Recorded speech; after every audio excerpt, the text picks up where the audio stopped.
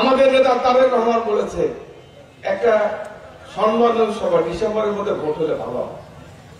আমরা মনে করি আপনারা নতুন করে বিবেচনা করে, কারণ শুধু ষড়যন্ত্র চক্রান্ত আর করেন না, দেশের মানুষ কিন্তু আর সহ্য করবে না। কারণ 20 বছর 22 বছর মানুষ ক্লান্ত হয়ে গেছে এই একটা ভোটের জন্য, ভোটের অধিকারের জন্য। দয়া করে আপনারা একটা মানে কি বলে ডিসেম্বর বিএনপি বলেছে, এর মধ্যে আমরা চাই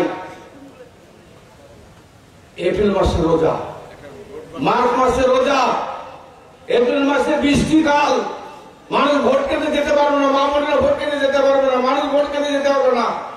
আমরা চাই এমন একটা সময় ভোট দেন যেন মানুষ উৎসব করতে। ভোট মানে তো আমেজ না বলেন আপনারা, ভোট মানে আপনার মেলা, গ্রামে গ্রামে মেলা হবে, উৎসব হবে, আনন্দ হবে, মিছিল হবে।